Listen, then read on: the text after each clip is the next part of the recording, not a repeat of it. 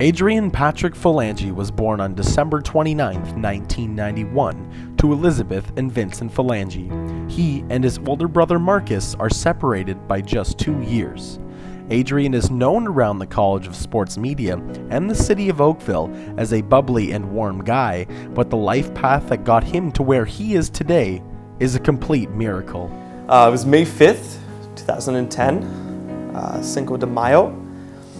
My friend Taylor McIntosh had just gotten back from his first year at Simon Fraser University, which is in Burnaby, BC.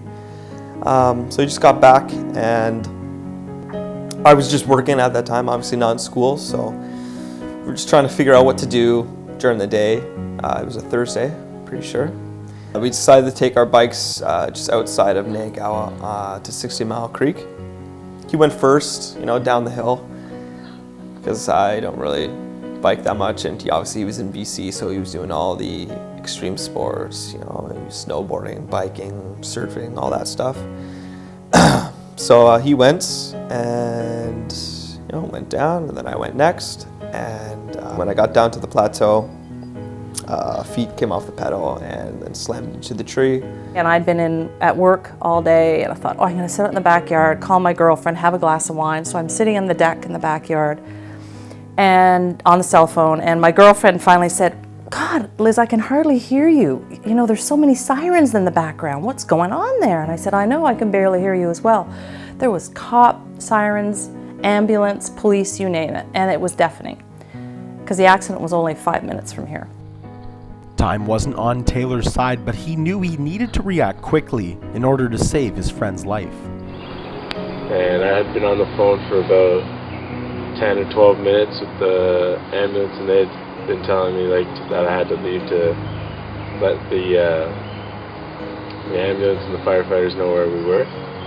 So basically, I had the decision of either staying here or leaving him by himself. And it was a pretty tough decision. I don't know. And he was talking to 911 on the phone. They, as I said, he was a kilometer down the hill, and it was going to be impossible for ambulance and police to find him. So the 911 operator had to convince him to leave Adrian alone and go up the hill to flag down help. And he's got Adrian on his lap, bleeding out of both ears. He's got blood all over him. And he thinks that he's going to lose his friend. At some point, it just kind of kicks in that, there's not much more you can do other than just hope for the best. So I pretty much just sprinted out of here to the street and let every possible person, people running, people walking their dogs and stuff, know what was going on, and then met up with the firefighters and the ambulance. So at that time, they didn't even know if he was going to live. The ambulance attendants, who I got to know a little bit, they gave him 24 hours to live. And it was the worst day of my life. Adrian spent the next 3 days in extreme care and several months recovering from a broken femur, fractured kneecap, trauma to the brain, and hearing loss on the left side. Oddly enough, it was something from Adrian's past that helped him through his recovery. He worked so hard at getting better. There were so many things he didn't remember. The first time I played him music, because music actually was really good therapy for him. It was just so grounding for him. But the first time I played music for him, it was actually one of his best friend's dad's songs. And I put it on, and he just started to weep. And they told us to expect that he might do that. Taylor's quick thinking and compassion for Adrian assuredly saved his life. It's the true meaning of friendship, doing anything one can do to help another out. However, he didn't just save Adrian's life. He gave Elizabeth and Vincent a second chance at life with their son. I don't know if he even knows exactly how I mean, I wrote him a letter afterwards. Sometimes I can express myself better in a letter, but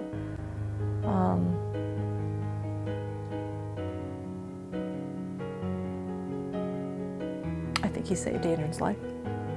It may seem difficult to find positives out of a traumatic event like this, but Adrian has done just that. A friend to many, a wonderful family member, and an integral part of the community here at CSM, Adrian now sees life through a whole different perspective.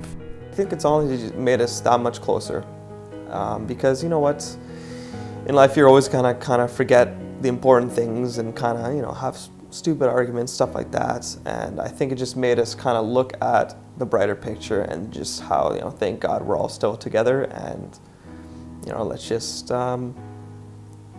live life. And I think just saying that we looked at the brighter picture kind of just tells the story for itself.